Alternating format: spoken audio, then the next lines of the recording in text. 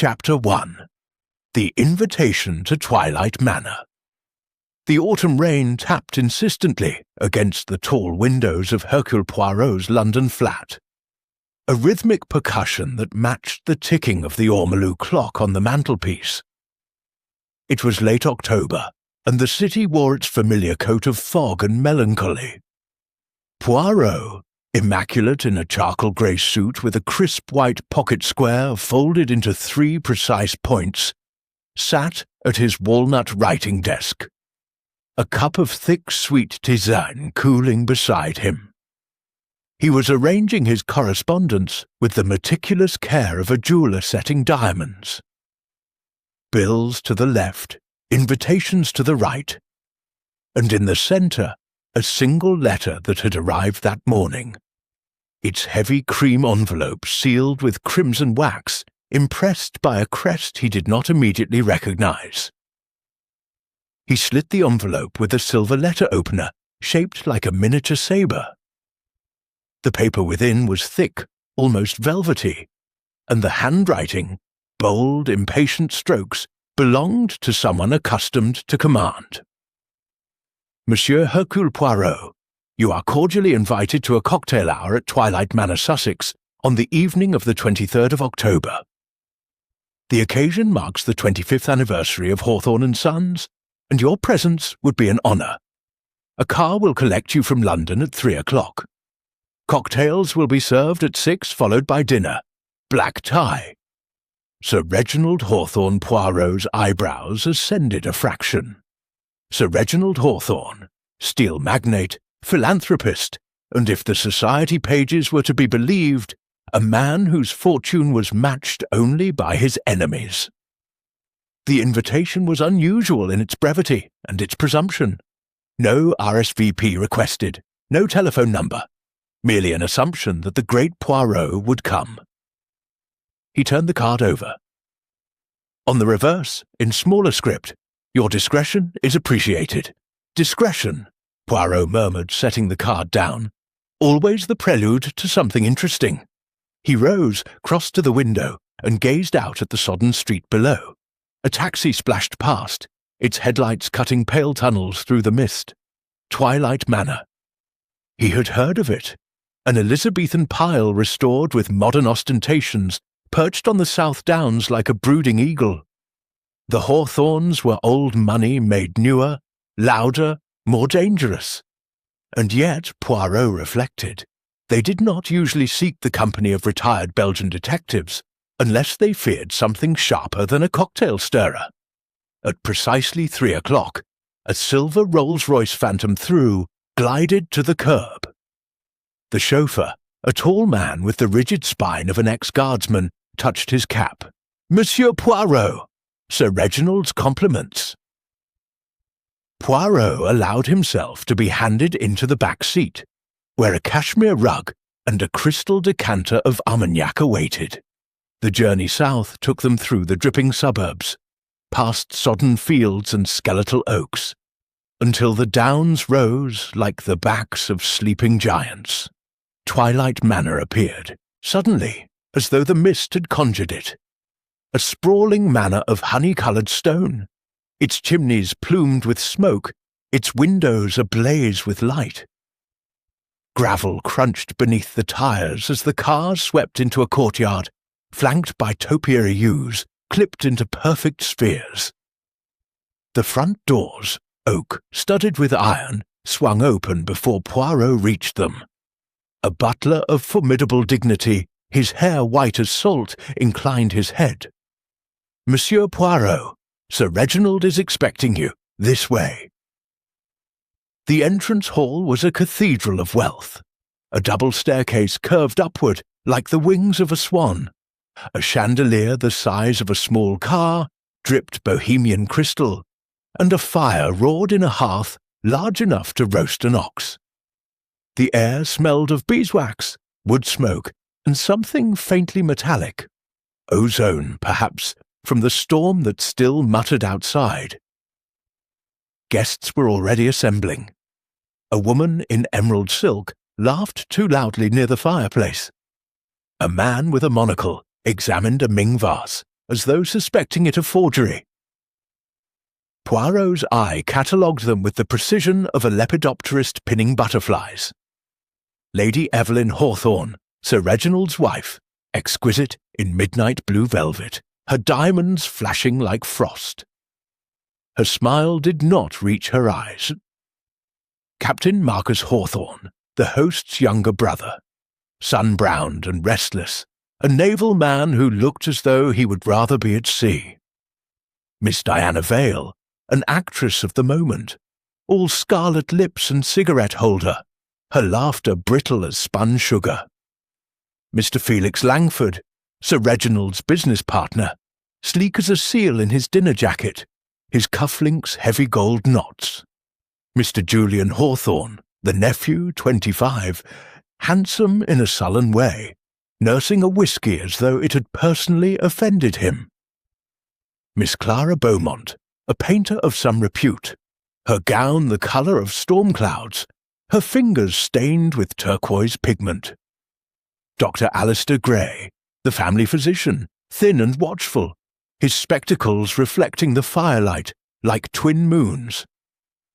And others, lesser satellites, cousins, hangers-on, whose names Poirot would learn in time. Sir Reginald himself strode forward, a bull of a man in his late 50s, his beard trimmed to imperial point, his handshake crushing. "Poirot!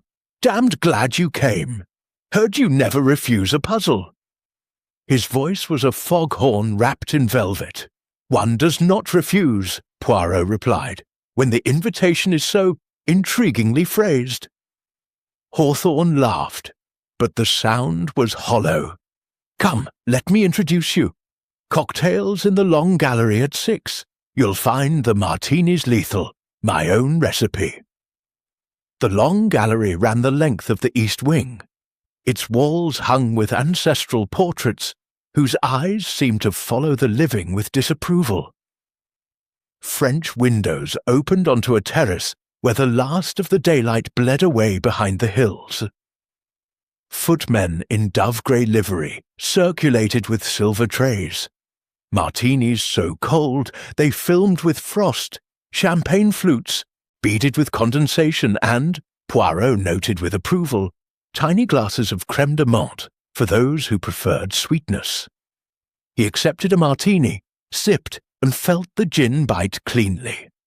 Around him, conversation flowed like the champagne, bright, effervescent, and slightly desperate.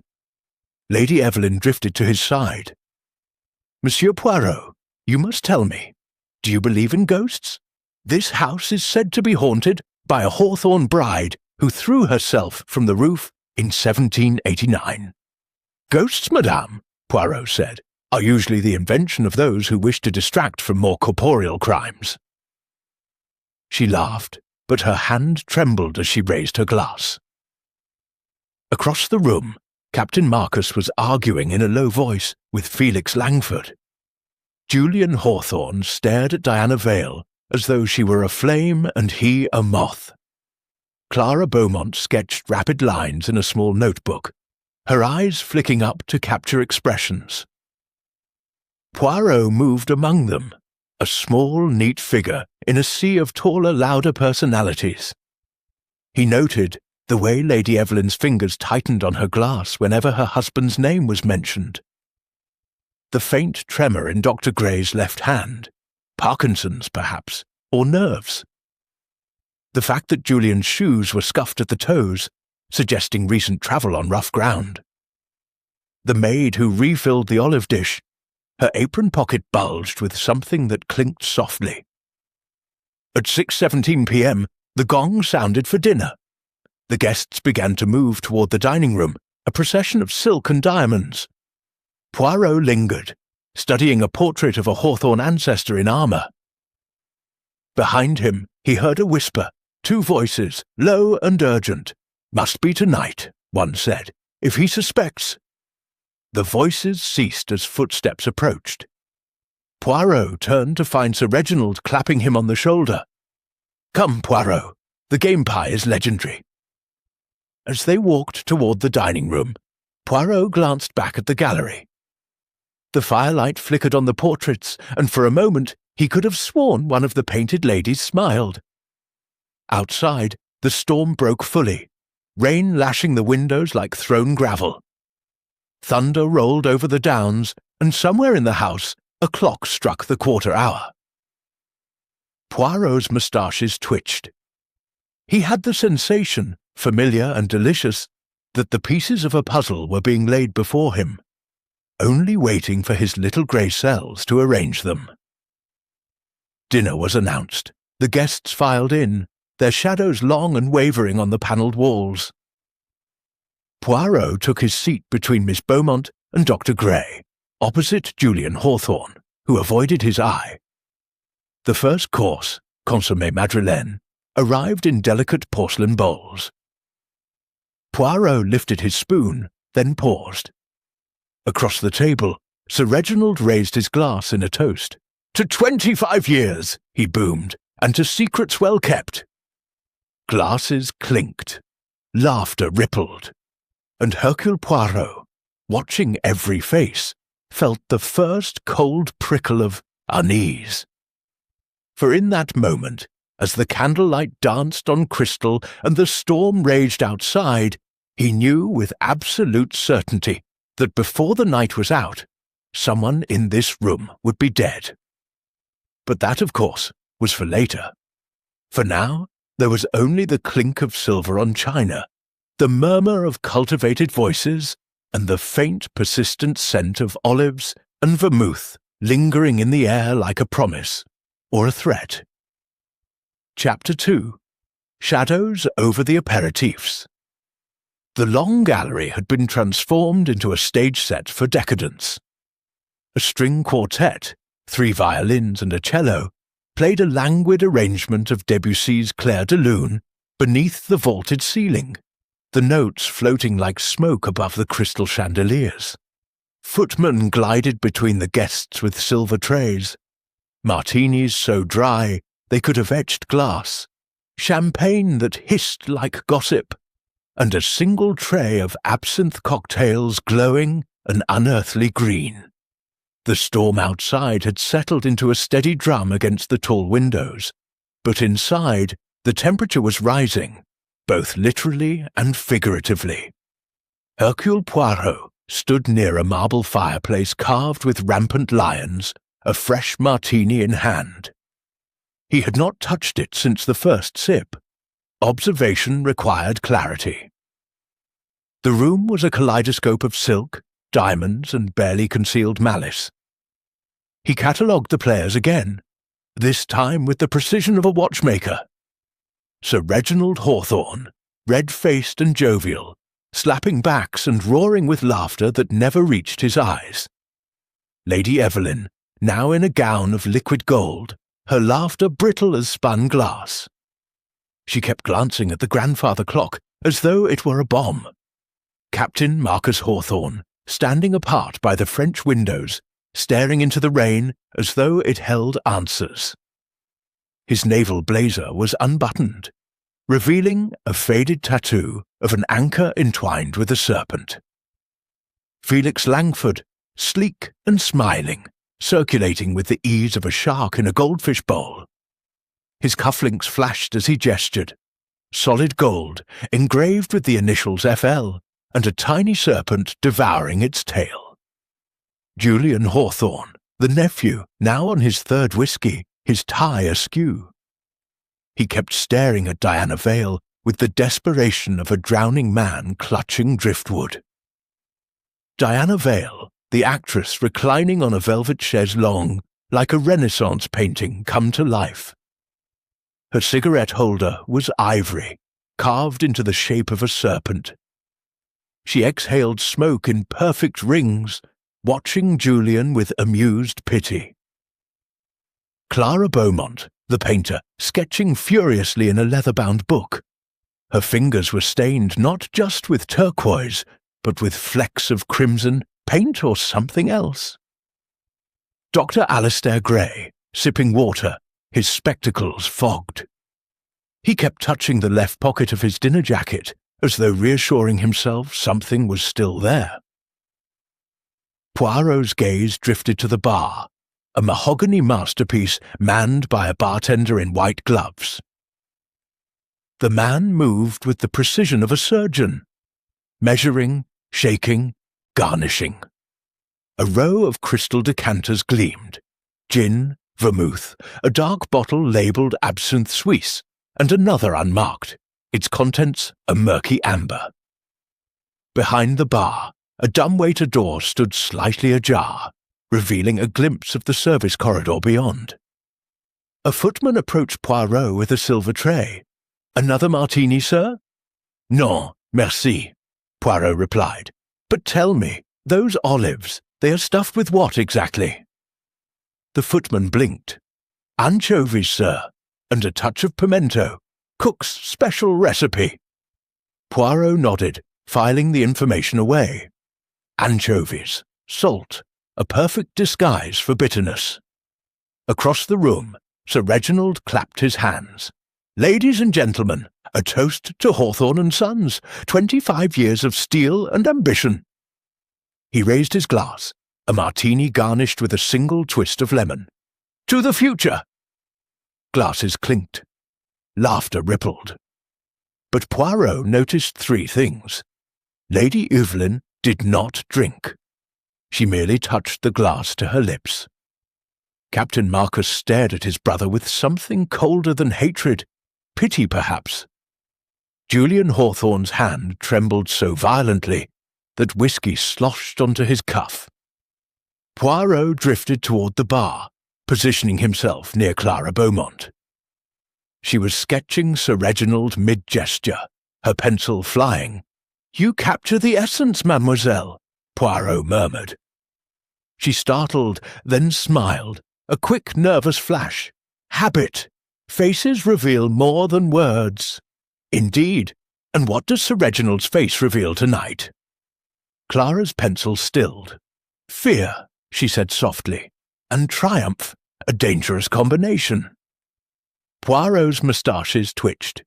"And the others?" She glanced around, then leaned closer. Her breath smelled of gin and turpentine. "Lady Evelyn is counting the minutes until she can escape. Captain Marcus wants to drown someone, possibly himself. Mr. Langford is calculating odds, and Julian," she hesitated, "Julian is in love with death, or with the idea of it."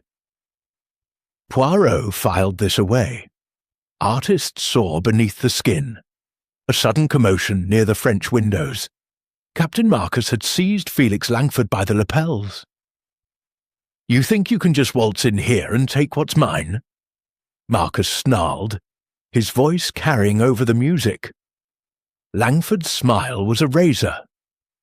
"My dear Marcus, everything here was mine long before you crawled back from your little boat." Sir Reginald bellowed, "Enough!" He strode forward, prying his brother's hands away. "This is a celebration, not a brawl." Marcus released Langford, but not before whispering something that made the businessman's face drain of colour. Langford smoothed his lapels, his smile returning like a mask snapping into place. Poirot moved closer to the bar. The bartender was preparing a fresh round of martinis. Poirot watched the ritual. Gin poured to the count of 4. Vermouth a mere whisper. Ice shaken until it sang. Then strained into chilled glasses. A twist of lemon for Sir Reginald, an olive for Lady Evelyn, a cocktail onion for Dr. Gray. The dumbwaiter door creaked. A maid appeared, carrying a silver bowl of ice. She was young, no more than 20, with a nervous tick in her left eye. Her apron pocket bulged again, something metallic glinting within. "Pardon, mademoiselle," Poirot said softly. "You seem distrait." She jumped, nearly dropping the bowl. "Sorry, sir, just busy." "Of course, but tell me, those olives, who stuffs them?" "Cook, sir, Mrs. Danvers. She's particular about the anchovies." Poirot nodded.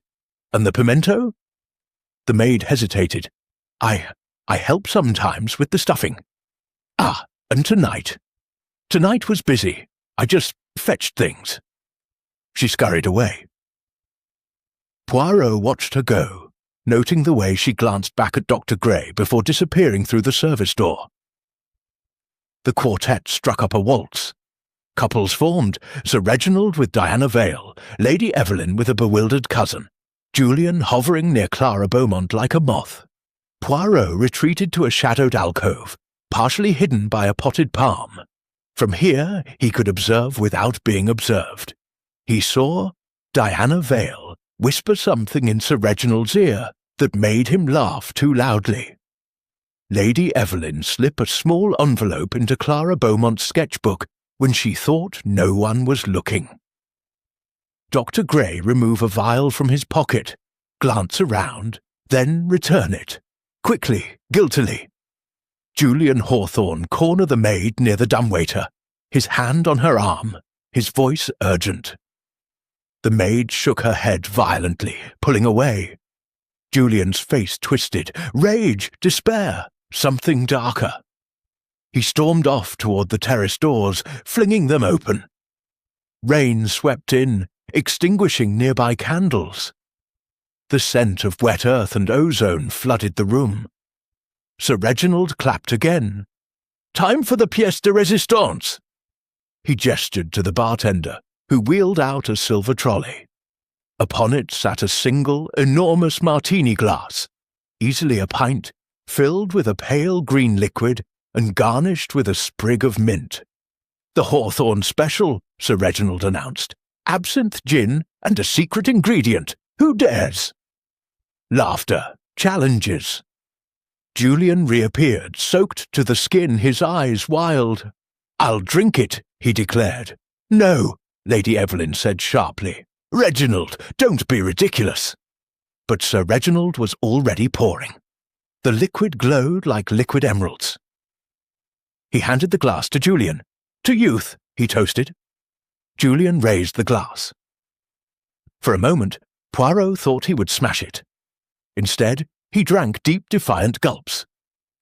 The room watched in silence. When he lowered the glass, his lips were stained green. "Bravo!" Sir Reginald roared.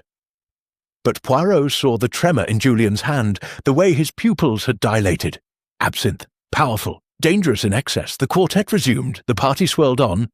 Poirot slipped away, following the maid's earlier path. The service corridor was narrow, lit by a single bulb. It smelled of polish and desperation. He found the kitchen door ajar. Inside, Mrs. Danvers, a formidable woman with arms like hams, was berating a scullery boy. "And if I find one more olive missing, I'll have your hide." Poirot retreated before he was seen. Back in the corridor, he noticed a door slightly open, a pantry perhaps. He slipped inside. Shelves lined with jars, olives, anchovies, pimentos, a mortar and pestle stained red, and on the lowest shelf, a small glass vial, empty, its label peeled away. Poirot picked it up, sniffed, bitter almonds, cyanide. He pocketed the vial just as footsteps approached. He melted into the shadows behind a sack of flour. The maid entered, frantic. She opened a drawer, rummaged, then froze. "It's gone," she whispered. Another voice, male, cultured, Dr. Gray. "You were supposed to destroy it." "I did, I swear. Find it, or we're all finished." They left. Poirot waited, counting to 100. Then he returned to the long gallery. The party was reaching its crescendo. Sir Reginald was demonstrating a card trick, his hands surprisingly deft. Diana Vale clapped like a child. Julian swayed near the fireplace, his face flushed. Clara Beaumont had vanished. Poirot found her on the terrace, sketching the storm. Rain streaked her hair, but she seemed oblivious. "Mademoiselle," Poirot said, "you should not be out here. You will catch your death." She smiled faintly.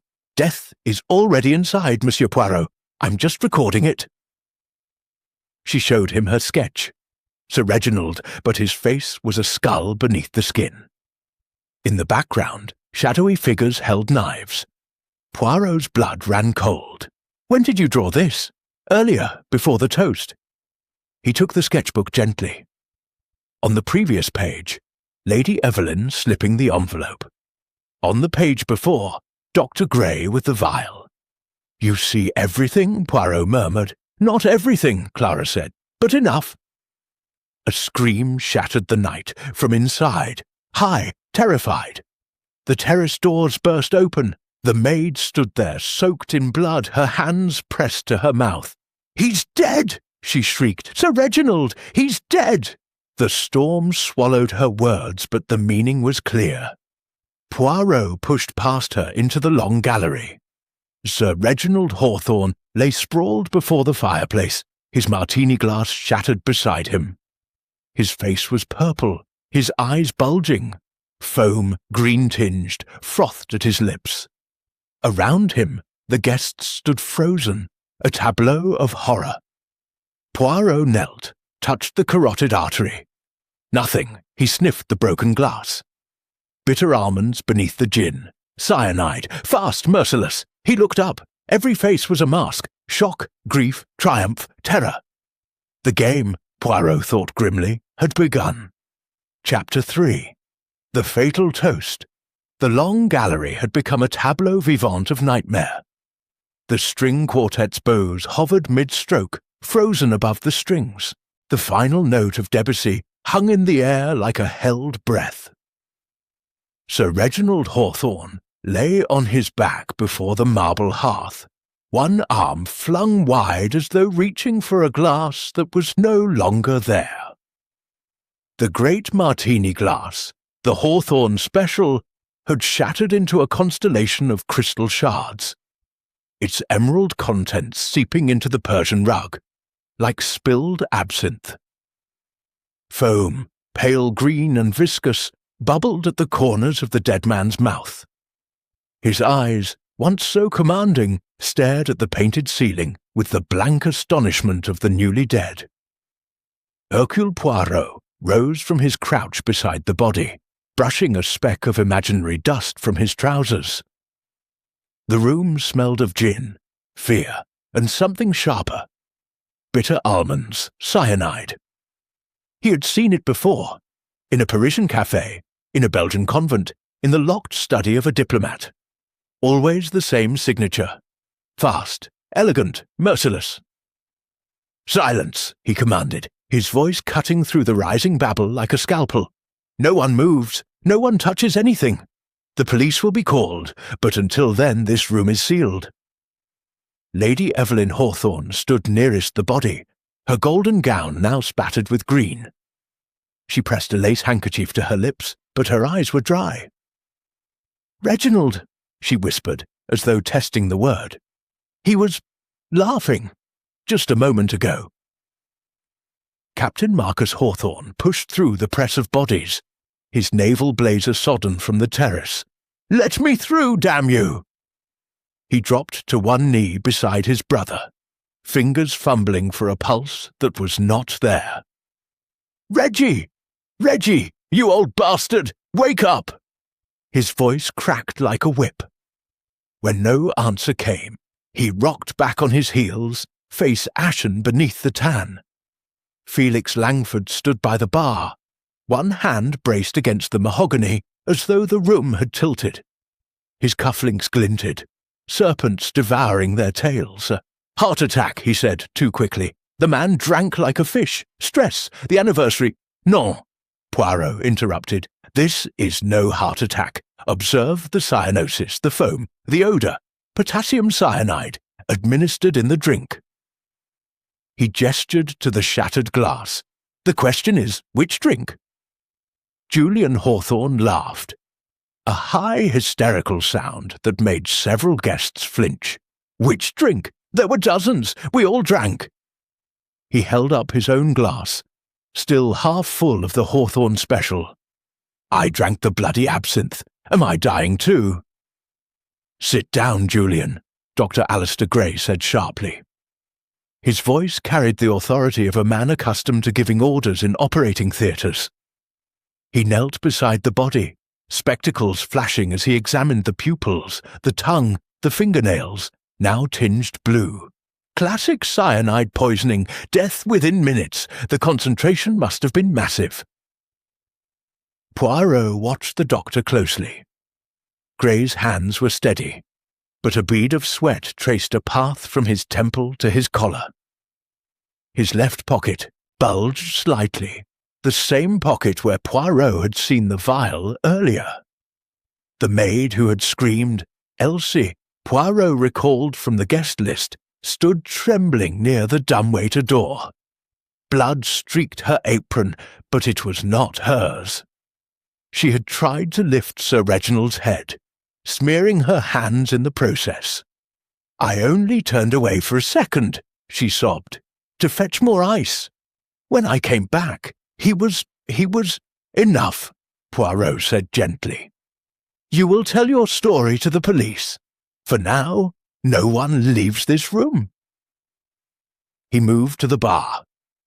The bartender, name-tag reading Vincent, stood rigid, white-gloved hands clasped before him.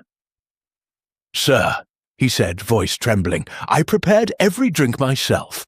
The Hawthorne special was a double measure of absinthe, a splash of gin, simple syrup, and," he hesitated, "and," Poirot prompted, "a dash of chartreuse, yellow, for colour." Poirot lifted a shard of the broken glass, sniffed. Beneath the aniseed bite of absinthe, the almond scent was unmistakable. The poison was in the drink, not the glass. Someone added it after you poured. Vincent's eyes widened. "But I never left the trolley, not once." Poirot's gaze swept the room. The trolley stood 3 feet from the bar, wheels locked. To reach it, one would have to pass through the crowd, or come from behind, via the service corridor. He turned to the guests. Who was nearest Sir Reginald when he drank? Diana Vale stepped forward, cigarette holder clenched between her teeth. "I was. He handed me the glass, said it was too strong for a lady, but I dared him to finish it himself." Her voice was steady, but her hand shook as she stubbed out the cigarette in a crystal ashtray. He took one sip, laughed, then collapsed. "One sip?" Poirot repeated. "You are certain?" She nodded. "I was watching his face. He made a joke about the taste, said it was devilish bitter. Then he clutched his throat." Poirot reconstructed the moment in his mind. Sir Reginald raising the glass, the green liquid catching the chandelier light, the single sip, the collapse. Cyanide in high concentration could kill in 30 seconds. The timing was precise. He addressed the room. "Inspector Japp of Scotland Yard will arrive within the hour. Until then, I require order. Captain Hawthorne, you will assist me in securing the doors. Dr. Gray, you will examine the body for any external marks. The rest of you remain where you are." Captain Marcus hesitated, then nodded curtly. Together they moved to the main doors. Poirot tested the handles, locked from the inside. The French windows to the terrace were another matter. Rain lashed the glass. The latch was unfastened. Someone could have slipped out and back in. "Interesting," Poirot murmured. "The killer may have fled, or merely created the illusion of flight." Dr. Gray's examination was swift. No injection sites, no bruises. The poison was ingested. He straightened, wiping his hands on a handkerchief. "The concentration suggests at least 5 grains, enough to kill a horse." Poirot's mind raced. 5 grains? A lethal dose required access to a pharmacy or a laboratory. Dr. Gray, as the family physician, would have such access. But so might others. Clara Beaumont mixed her own pigments. Felix Langford's factories produced industrial chemicals. He turned to the shattered glass. Using a clean handkerchief, he gathered several shards and the lemon twist. The twist was intact, untouched by the poison. The killer had added the cyanide to the liquid itself, not the garnish. "Vincent," Poirot said, "the absinthe bottle. Show me." The bartender produced the bottle. Green glass, wax seal intact. Poirot examined the seal. A tiny scratch, barely visible. Someone had opened it, doctored the contents, resealed it with care. A professional job. Footsteps echoed in the corridor. Inspector Japp burst in, rain dripping from his mackintosh, followed by 2 constables and a photographer. "Poirot! What the devil's this? Telegram said murder." "Indeed, mon ami." Poirot gestured to the body. "Sir Reginald Hawthorne, poisoned by cyanide in his cocktail. The weapon is among us. The bottle, the glass, the opportunity." Japp's eyes narrowed. "You're sure it's murder?" "Certain. The question is motive and method." Japp barked orders. The photographer's flashbulbs popped, capturing the scene in stark white bursts. Constables began herding guests to one side of the room. Poirot pulled Japp aside. "The absinthe was tampered with," he said quietly. "But the dose was meant for Sir Reginald alone. Someone knew he would drink the Hawthorne special." Japp chewed his moustache. "Suspects?" Everyone in this room had access.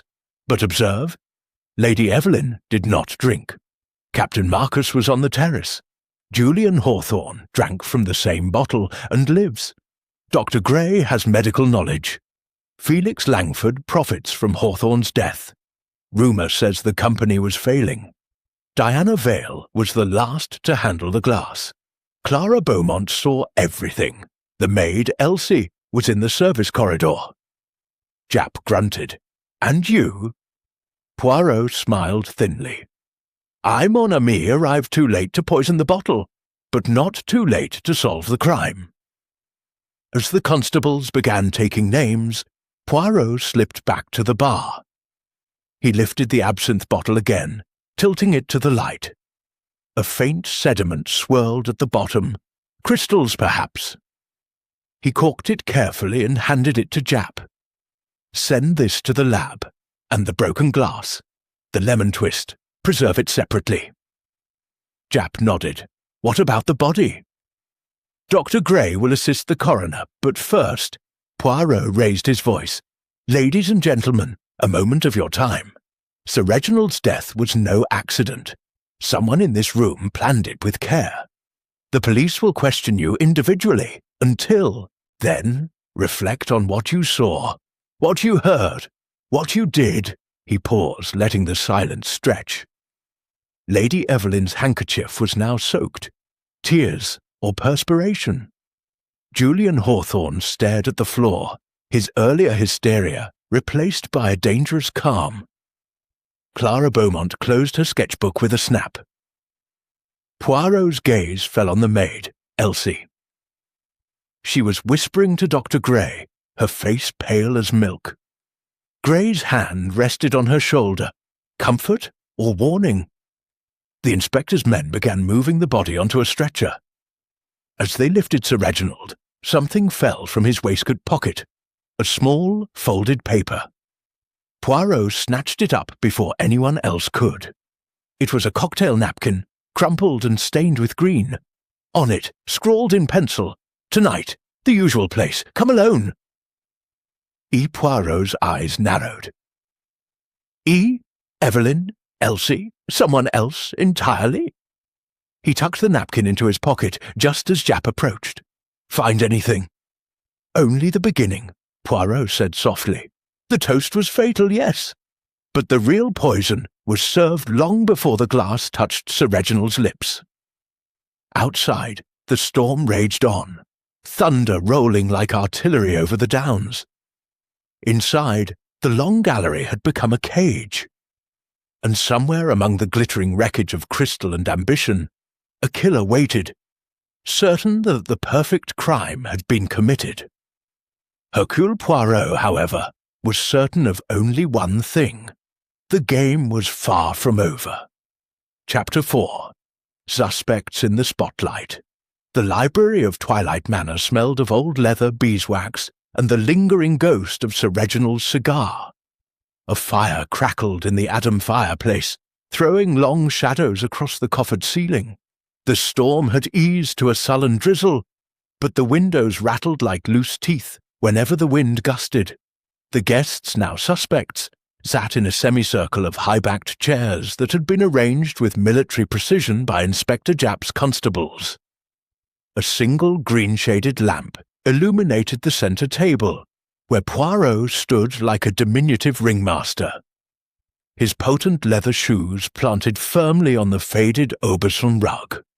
Inspector Japp leaned against a globe of the world, arms folded, his bowler hat placed beside a decanter of whisky he had not touched.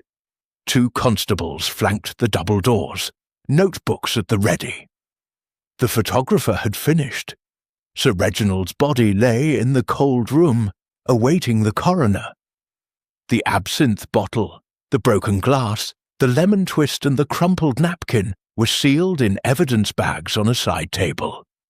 The air was thick with the scent of fear and expensive perfume. Poirot clasped his hands behind his back. "Ladies and gentlemen," he began, his voice soft but carrying to the furthest corner, "we are here to establish truth. Sir Reginald Hawthorne was poisoned at approximately 8:47 p.m. The cyanide was introduced into the Hawthorne Special, his personal drink, between the moment the bartender poured it and the moment Sir Reginald raised the glass to his lips. This was no random act. It was intimate, calculated, personal." He let the words settle. Lady Evelyn sat ramrod straight, her golden gown replaced by a severe black dress she had changed into with suspicious speed.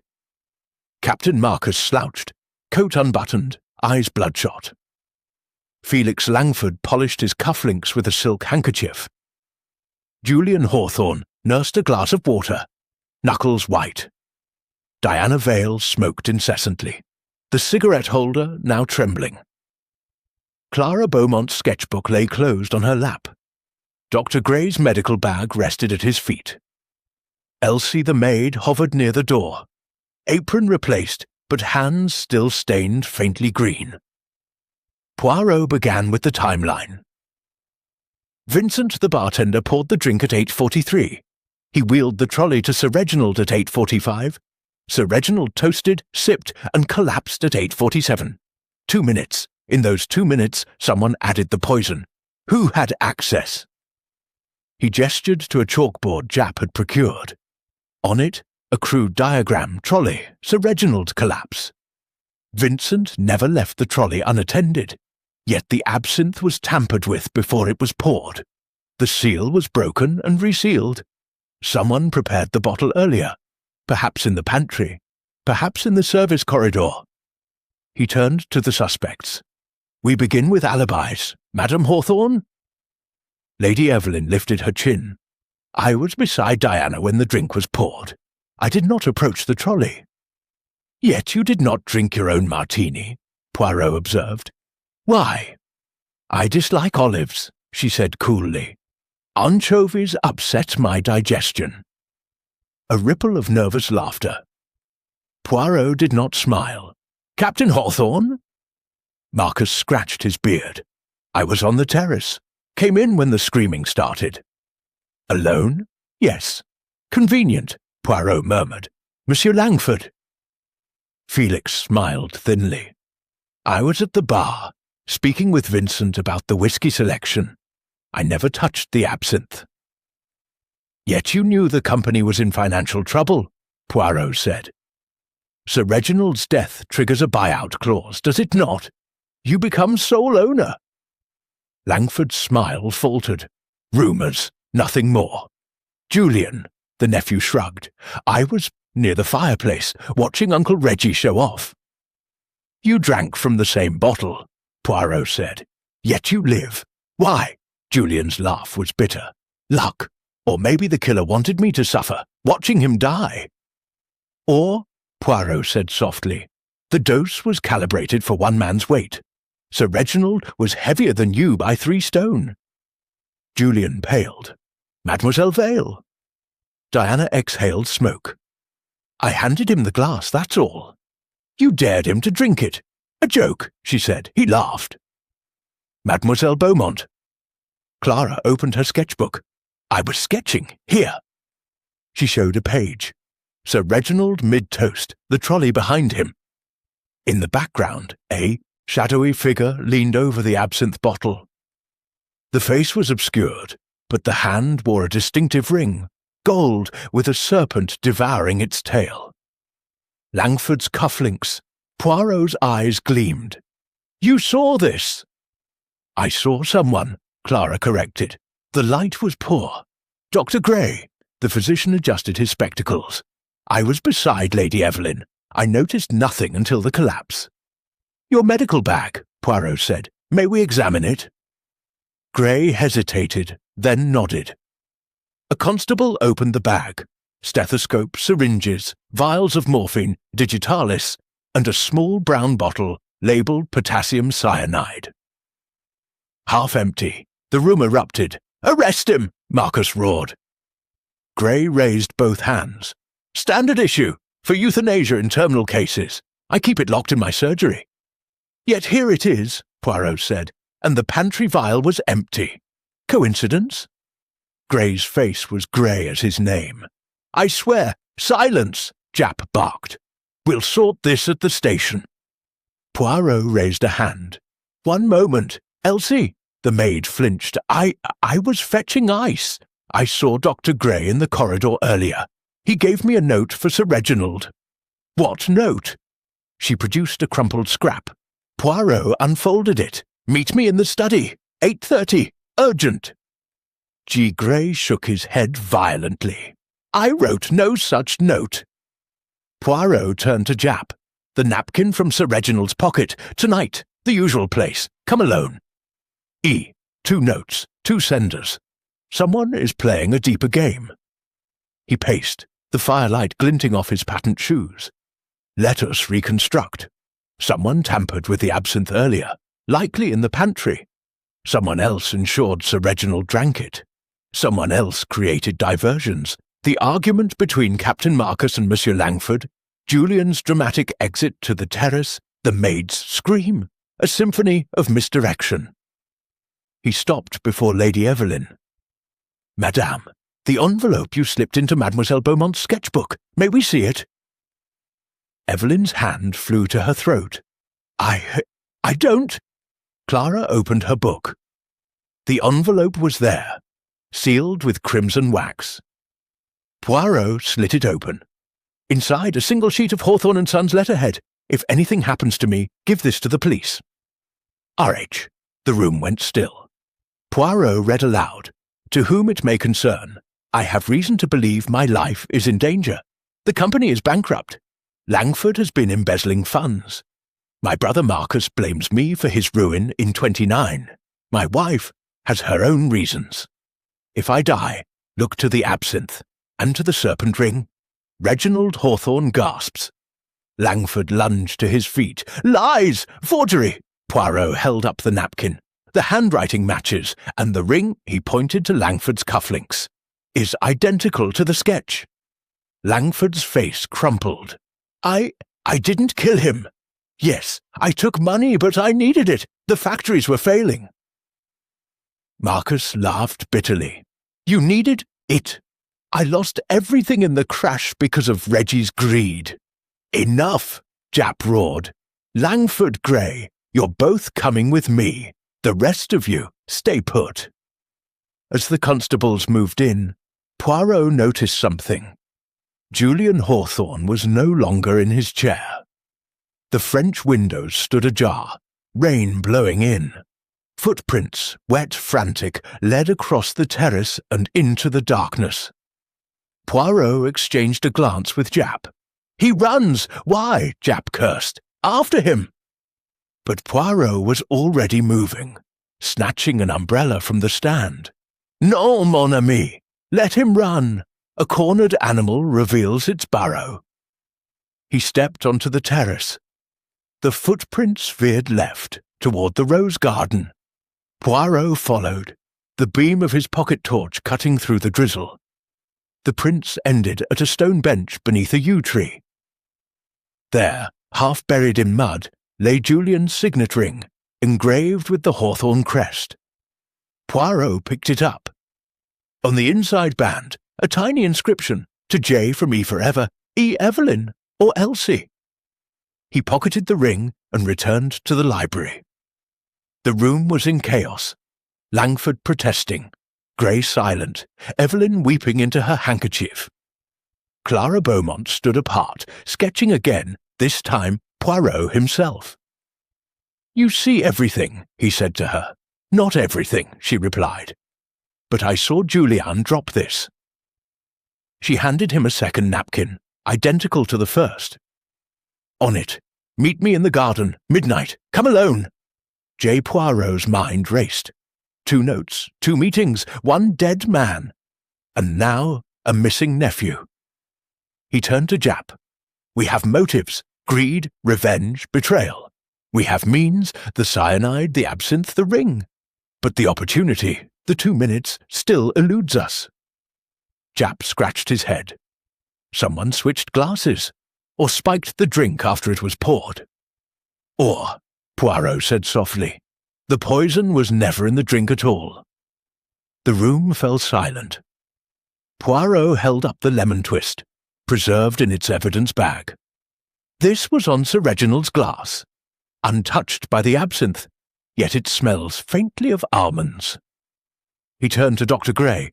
"Doctor, cyanide can be absorbed through the skin, yes? In oil form?" Gray nodded slowly. "In theory, but it would require a concentrated solution," Poirot finished, "applied to the lemon peel. Sir Reginald always twisted his own lemon. He liked the oil on his fingers." The poison entered through a cut, here. He pointed to a tiny nick on Sir Reginald's thumb, visible in the photographer's close-up. Diana Vale gasped. "I handed him the glass. The twist was already on it."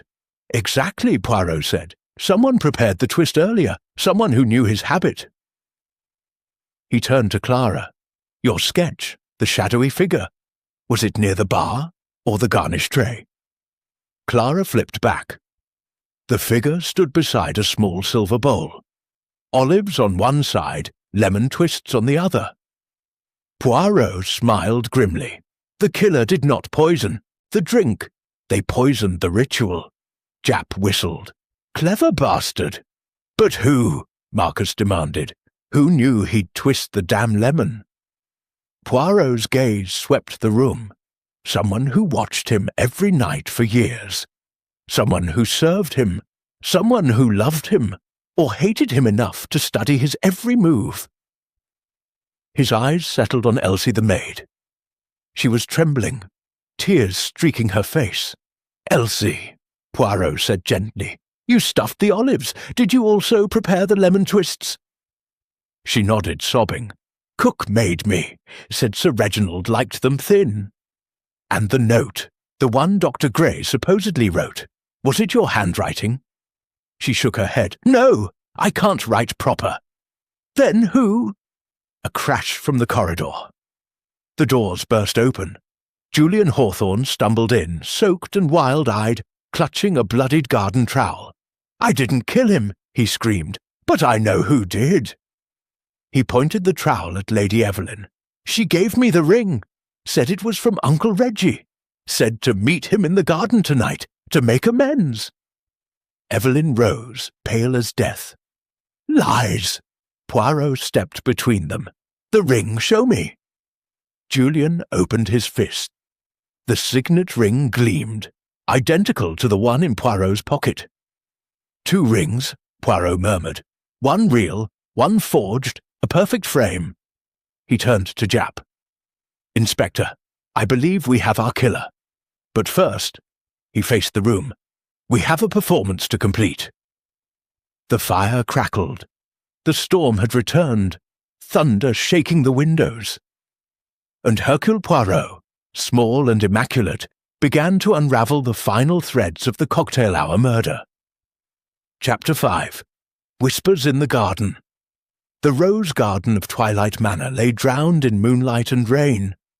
The storm had retreated to a sullen mutter over the downs, leaving the air heavy with the scent of wet earth and bruised petals. A gravel path, slick as glass, wound between regimented beds of hybrid teas and floribundas, their blooms bowed like mourners. At the centre stood a marble fountain, Venus pouring water from an urn, its basin choked with sodden leaves. Beyond, a yew hedge formed a dark wall, pierced by a single wrought-iron gate that led to the old orchard. The garden was a place for secrets. Even the statues seemed to avert their stone eyes. Hercule Poirot moved along the path with the silence of a cat, his patent leather shoes barely disturbing the gravel.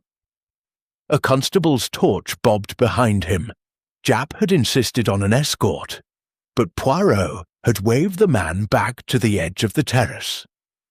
This was work for one pair of eyes, one mind, one set of little grey cells. In his pocket, the 2 signet rings, the lemon twist in its evidence bag, the forged napkin, and the vial of cyanide from the pantry. In his mind, a map of lies, each more intricate than the last. He paused at the fountain. The water was black, reflecting the moon in fractured silver. On the rim lay a single red rose, freshly cut, its stem crushed as though by a frantic hand. Poirot lifted it delicately. The petals were edged with dew, or tears. Beneath the fountain's lip, half hidden by ivy, he found what he sought. A small tin box, the kind used for fishing flies. Inside, a folded sheet of Hawthorne & Sons notepaper and a second lemon twist, dried and curled, smelling faintly of bitter almonds. He unfolded the note. "My darling Jay, meet me here at midnight. Wear the ring. We will end this tonight. E." The handwriting matched the napkin from Sir Reginald's pocket. But whose hand had written it? Lady Evelyn's, Elsie's, or a clever forger? Poirot pocketed the evidence and moved on. The gravel bore footprints, Julian's frantic dash earlier, and others smaller, lighter, the heel of a woman's court shoe. They led to the yew gate. The latch was unfastened. The gate swung inward with a mournful creak. The orchard beyond was older, wilder. Apple trees, gnarled and lichen-covered, leaned together like conspirators. The ground was carpeted with windfalls, their sweet rot scent mingling with the sharper tang of wood smoke from the manor's chimneys. Poirot's torch picked out a narrow path, recently trampled. At its end, a stone bench beneath a sprawling bramley, its branches heavy with fruit. Here the drama had unfolded. The bench was wet, but one half was drier. Someone had sat recently, sheltered by the tree's canopy. On the ground, a cigarette butt, lipstick-stained scarlet, Diana Vale's brand. Beside it, a scrap of black lace, torn from a glove, perhaps, and driven into the soft earth, the garden trowel Julian had brandished, its blade crusted with mud and something darker. Poirot knelt. The trowel had been used to dig, a shallow hole, no more than 6 inches deep beneath the bench. He probed with gloved fingers and extracted a small glass vial, identical to the one from the pantry. Empty, the label peeled away, but faint traces of handwriting remained. KCN. He sat back on his heels, the puzzle pieces clicking into place. Julian had come here, lured by the forged note and the ring. Someone had met him. Someone wearing Diana's lipstick, perhaps, or carrying her cigarette. An argument, a struggle. The trowel used as a weapon, then buried with the vial to hide the evidence. But why? A soft crunch of gravel. Poirot extinguished his torch and melted into the shadow of the apple tree.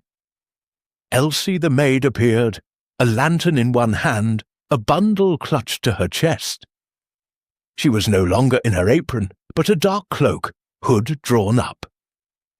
She moved with purpose, straight to the bench. Kneeling, she began to dig with her bare hands, sobbing under her breath. "Looking for something, mademoiselle?" Poirot asked softly. She screamed, dropping the lantern. It rolled, spilling golden light across the orchard. "Monsieur Poirot, I couldn't sleep. I thought I lost something." "The vial?" He held it up. "Or the note?" Her face crumpled. "Please, it's not what you think." "Then tell me what it is." She sank onto the bench, the bundle, a small suitcase, falling to the ground. "I was to meet Sir Reginald here, every month on the full moon. He said he'd leave Lady Evelyn, take me to London, give me a proper life." Her voice broke, "But tonight, when I came, he wasn't here. Only this." She opened the suitcase. Inside, a child's dress, yellowed with age, and a silver rattle. He kept them in his study. Said they were his daughter's before she died. I thought he meant for me to have a child with him." Poirot's expression softened, but his mind raced. "And the ring? Lady Evelyn gave it to me. Said Sir Reginald wanted me to wear it tonight, as a promise." She twisted a plain band on her finger. Gold, no serpent, no crest. "But when I heard he was dead, I panicked. I came to bury the vial. Dr. Gray gave it to me weeks ago. Said it was for the rats in the cellar. I didn't know." Poirot believed her, partly. The girl was a pawn, not a queen, but someone had used her mercilessly. Footsteps again, heavier, hurried. Captain Marcus Hawthorne burst through the yew-gate, a revolver in his hand. "Elsie, what the devil are you doing out here?" His eyes found Poirot. "You, I might have known." "Captain," Poirot said calmly, "put the gun away. You will not solve this with bullets." Marcus's hand trembled. "My brother's dead. Someone in that house killed him. And now the maid's burying evidence. No, she is burying her dreams." Poirot stepped forward. "Tell me, Captain, why did you argue with Monsieur Langford tonight?" Marcus's jaw worked. "He's been bleeding the company dry. Reggie knew. We were going to confront him tomorrow, expose the embezzlement. But someone got to Reggie first." "And you?" Poirot asked. "Where were you at 8:45? "On the terrace, smoking, alone." His eyes flicked to Elsie. "She saw me, didn't you, girl?" Elsie nodded miserably. "He was there, but he left, just for a minute. Said he heard something in the garden." Poirot's moustaches twitched. "And what did you hear, Captain?" Marcus hesitated. A woman's voice, laughing. Then a man, Reggie, I thought, saying, "Not here, damn you." Then silence. Poirot turned to Elsie. "And you?" I was in the pantry, preparing the lemon twists. Cook was asleep. I heard footsteps, heavy, like a man's. Then a door slam." Poirot reconstructed. 8:40. Someone enters the pantry, poisons the lemon twist. 8:43. Vincent pours the Hawthorne special. 8:45. The trolley is wheeled out. Sir Reginald takes the glass, twists the lemon, inhales the oil through the cut on his thumb. 8:47. Collapse. But the orchard meeting was separate. A second deception. He knelt again, examining the ground. Beneath the bench, a second set of footprints, larger than Elsie's, the tread of a man's dress shoe. They led deeper into the orchard, toward a tool shed half hidden by ivy. The shed door hung ajar. Inside, gardening tools, pots of rat poison, and a man's evening glove, black kid leather, the mate to the lace scrap outside. On the workbench, a small forge still warm. Someone had been melting gold. Poirot lifted the glove. Inside the cuff, monogrammed J.H. Julian Hawthorne. He emerged from the shed to find Marcus and Elsie staring. "The nephew," Poirot said. "He forged the ring. He lured Sir Reginald here, or thought he did." but the real killer used the orchard as a stage. Marcus's revolver lowered. Julian, the boy's a drunk, not a murderer. Perhaps, Poirot said, but drunkards can be useful. Someone gave him the idea. Someone who knew Sir Reginald's habits, his secrets, his weaknesses. He led them back to the garden. At the fountain, he paused. The red rose was gone, taken perhaps by the wind, or by another hand. A scream from the manor, high, terrified, Diana Vale's voice. Poirot ran, Marcus and Elsie behind him. They burst through the French windows into the long gallery. The room was in chaos, furniture overturned, the absinthe trolley on its side. Diana Vale stood over Clara Beaumont, who lay unconscious on the rug, a bruise blooming on her temple. "She attacked me," Diana shrieked. "Came at me with a paperweight." Clara stirred, groaning. "Liar! She took my sketchbook." Poirot knelt beside Clara. Her sketchbook lay open, pages torn. The drawing of the shadowy figure was missing. Japp stormed in, constables behind him. "What the hell's going on?" "An attempt to silence a witness," Poirot said. "Mademoiselle Beaumont saw the killer at the garnish tray. The sketch would identify them." Diana's cigarette holder clattered to the floor. I was defending myself." Clinical examined Clara's pupils. "Concussion. She'll live." Poirot picked up the fallen sketchbook. On the final page, a new drawing, hastily done but unmistakable. Diana Vale, her hand over the lemon bowl, a vial in her palm. Diana backed away. "That's not me! She's mad!" "No," Poirot said. "She is accurate. The lipstick on the cigarette in the orchard, yours, the lace from your glove. You met Julian here, gave him the forged ring, told him to wait for his uncle. But Sir Reginald never came. You poisoned the lemon twist earlier, knowing he'd use it. Then you staged the orchard meeting to frame Julian, or Elsie." Diana laughed, a brittle sound. "You have no proof." Poirot held up the vial from the orchard. "This matches the pantry vial. Your fingerprints will be on it. And the forge in the shed. Julian's glove, yes, but the gold residue matches your cigarette case. You melted the real ring to create the forgery." Diana's face crumpled. "He was going to leave me. After everything, my career, my reputation, he said I was. A phase. I gave him 10 years. Marcus swore. You killed my brother for a lover's quarrel?" "He laughed at me," Diana spat. "Said I was replaceable, like his wife, like his mistress. I made the lemon twist in the pantry. Elsie was too busy crying over her baby clothes to notice. Then I gave Julian the ring, told him Reggie wanted to make amends. I thought the police would blame the boy, or the maid." Poirot shook his head. "But you did not count on Mademoiselle Beaumont's eyes, or on Hercule Poirot." Japp snapped handcuffs on Diana's wrists. "Diana Vale, you're under arrest for the murder of Sir Reginald Hawthorne." As she was led away, Diana turned to Poirot. "You think you've won? This house is cursed. They'll all destroy each other."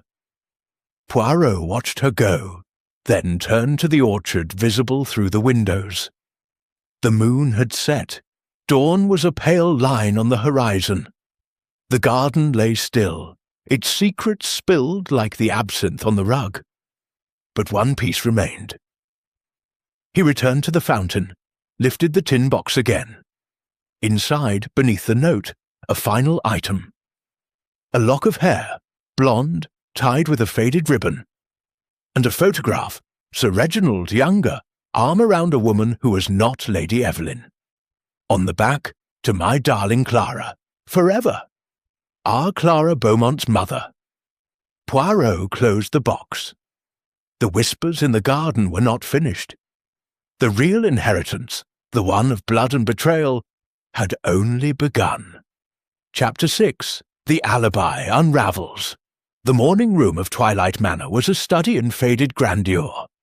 pale green silk walls, a chandelier draped in cobwebs, and a long walnut table scarred by generations of hawthorn elbows. Dawn had finally broken, thin and reluctant, painting the downs in washes of pewter and rose. The storm's residue dripped from the eaves. Somewhere, a gutter gurgled like a dying man. The suspects, now a captive audience, sat in a ragged semicircle, guarded by 2 constables whose boots had left muddy prints on the parquet. Inspector Japp stood by the door, arms folded, chewing a cold pipe.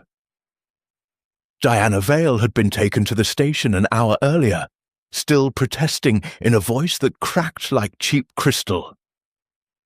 Hercule Poirot entered last, immaculate in a fresh dove-grey suit, the crease of his trousers sharp enough to slice bread. In his left hand he carried a small leather notebook. In his right, the tin box from the fountain. He placed both on the table with the reverence of a priest setting down the Eucharist. "Mesdames et messieurs," he began, "we have a confession. Partial, theatrical, convenient. Mademoiselle Vale claims sole responsibility for the murder of Sir Reginald Hawthorne. Yet the little grey cells, they revolt. A confession is not truth. It is merely a performance. And this performance has flaws." He opened the notebook. On the first page, a timeline written in his neat slanted hand. 8:30.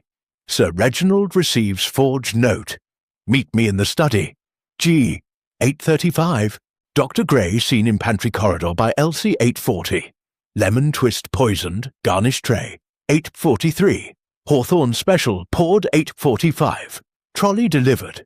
Diana hands glass to Sir Reginald 8:47. Collapse 8:50. Orchard rendezvous. Julian lured by second forged note. 9:15. Diana attacks Clara in Long Gallery. Poirot tapped the page. Observe the precision. 2 forgeries, 2 meetings, 2 poisons. 1 in the lemon oil, 1 in the vial buried later to mislead. This is not the work of a scorned actress in a panic. This is choreography. Lady Evelyn, hollow-eyed in black bombazine, lifted her chin. Diana admitted it. Let the police have her. No, madame. Diana admitted part. She poisoned the lemon, yes. She forged the orchard note, yes. But the study note? The cyanide vial given to Elsie weeks earlier? The embezzlement ledger hidden in Sir Reginald's safe? These are threads from another loom. He turned to Dr. Gray, who sat rigid, spectacles reflecting the weak light. "Doctor, you prescribed Sir Reginald Digitalis for his heart, yes?" Gray nodded cautiously. "Standard treatment. And you kept cyanide in your bag for terminal cases. Yet the pantry vial, your handwriting on the label, peeled away but not destroyed, was dated 3 months ago. Why give rat poison to a maid?" Gray's throat worked. "I lent it to Mrs. Danvers. The cellars, Mrs. Danvers uses arsenic," Poirot interrupted. "I checked her ledger. Your vial was for another purpose." He opened the tin box. The lock of blonde hair, the photograph of young Sir Reginald with Clara Beaumont's mother. Clara herself sat opposite, face pale as parchment, eyes fixed on the picture. "Mademoiselle Beaumont," Poirot said gently, "your mother was Sir Reginald's first love. She died in childbirth, your birth. He kept her things, her memory, in that fountain box. Why?" Clara's voice was a whisper. "He told me last year. Said he wanted to make amends. Give me shares in the company. Acknowledge me privately." She laughed bitterly. But Lady Evelyn found out, threatened to ruin him. Lady Evelyn's teacup rattled in its saucer. "Lies! He was faithful." "No," Poirot said. "He was faithful to his secrets, and someone used them." He produced the embezzlement ledger, recovered from Sir Reginald's safe at dawn. Pages of figures, Langford's initials beside withdrawals of thousands. But one entry, dated 2 weeks ago, $5,000 to CB, Clara Beaumont. Clara stared. I never received. Exactly, Poirot said. The money was paid to silence you. But someone intercepted the check. Someone who needed Clara discredited. Felix Langford shifted in his chair. This is absurd. I've admitted the embezzlement. Take me to London. End this farce. Poirot's smile was thin. You will go to London, monsieur, but not yet. Tell me, why did you argue with Captain Marcus at 8:42? Langford shrugged. Old grievances. The crash of 29. Marcus lost his fleet. I profited. Yet you were at the bar with Vincent at 8:43. Your alibi is ironclad. So why create a scene? Langford's eyes flickered. To distract from the trolley? No. The trolley was already poisoned. The scene was to establish your innocence and to draw eyes away from the garnish tray. He turned to Captain Marcus. You left the terrace at 8:44, yes? Elsie saw you. Marcus nodded slowly.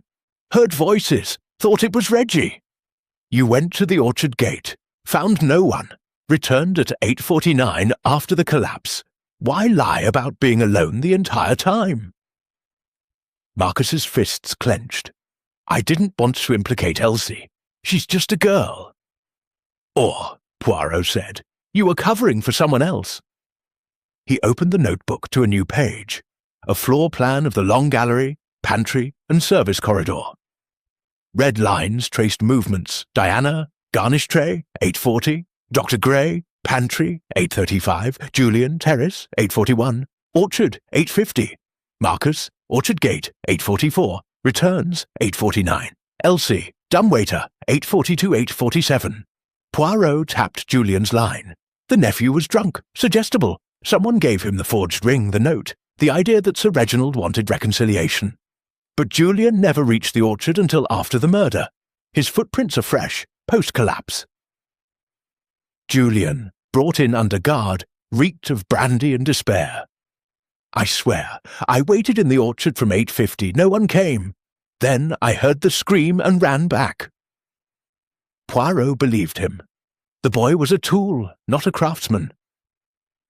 He turned to the final piece. The study note, meet me at 8:30, G, was never delivered. Sir Reginald was in the long gallery from 8:15 onward. So why forge it? Dr. Gray cleared his throat. To establish my presence in the corridor? Exactly, Poirot said. To be seen near the pantry, handling a vial, creating suspicion. A classic misdirection. But the real killer needed you discredited because you alone could identify the true poison. He produced the lemon twist from the evidence bag.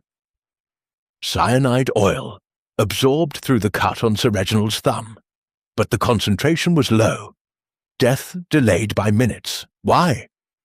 Dr. Gray frowned. To allow the killer to establish an alibi? Precisely. The poison was applied at 8:40. Death at 8:47. The killer needed to be seen elsewhere at 8:47. He looked at Lady Evelyn. Madam, you were beside Diana when Sir Reginald collapsed. You did not drink. You changed into mourning with remarkable speed. And you slipped the envelope into Clara's sketchbook, Sir Reginald's warning about embezzlement. Why? Evelyn's voice was ice. To protect his legacy, or to protect yourself.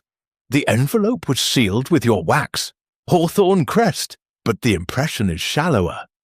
You resealed it after reading. You knew about Clara. You knew about the money. You intercepted the Beauxrats. Check. Evelyn's composure cracked. He was going to leave me penniless for that painter's bastard. Clara flinched. Poirot continued. You poisoned the lemon twist, knowing his habit. You forged the study note to implicate Dr. Gray.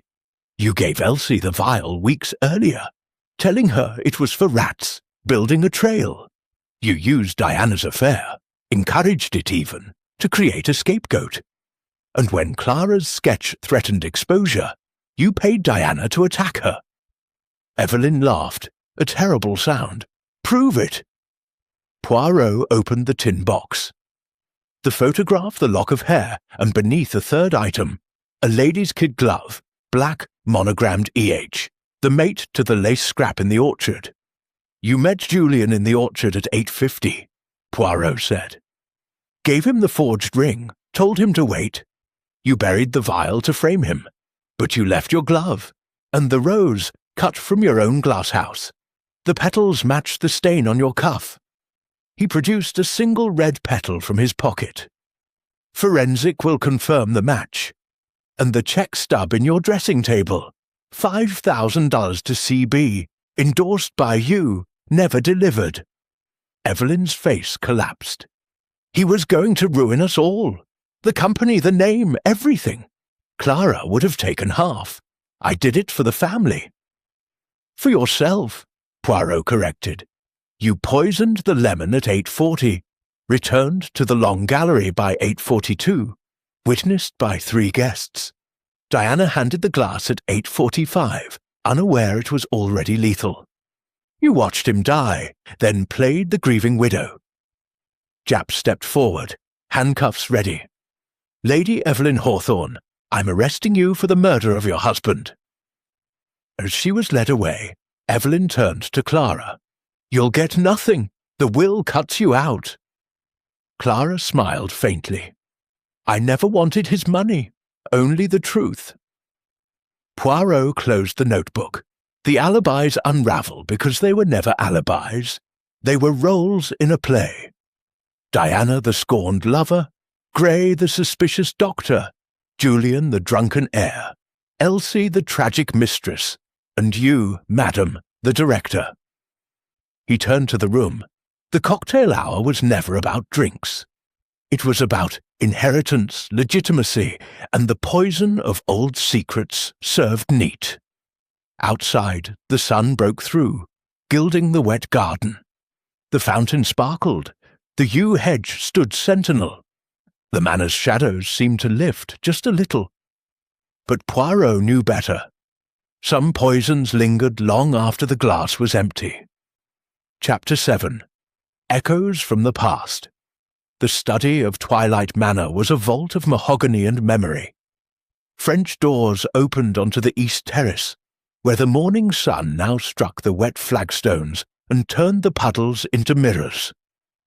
Inside, the air was thick with the ghosts of pipe smoke and the faint metallic scent of old blood. A portrait of Sir Reginald, painted in his 30s, eyes already hard, hung above the Adam fireplace. Beneath it, the safe gaped open like a wound, its contents strewn across, the desk, ledgers, share certificates, a bundle of love letters tied with faded ribbon, and a single photograph of a young woman holding a baby. Clara Beaumont's mother. Clara herself stood before the portrait, tracing the painted jawline with a trembling finger. Hercule Poirot stood at the window, hands clasped behind his back, watching the garden come alive. Dew steamed from the roses. A blackbird sang from the yew hedge. Japp had taken Lady Evelyn and Diana Vale to the station at dawn. The constables were cataloguing evidence. The house was quiet, but the silence was not peace. It was the hush after a gunshot. "Observe, mademoiselle," Poirot said softly, "how the past bleeds into the present. This room, this house, has been a stage for 3 generations of Hawthorne sins: greed, betrayal, illegitimate children, and always, always the poison." Clara turned. Her eyes were red but dry. "He kept everything, every letter, every bill, every lie." She picked up a yellowed telegram.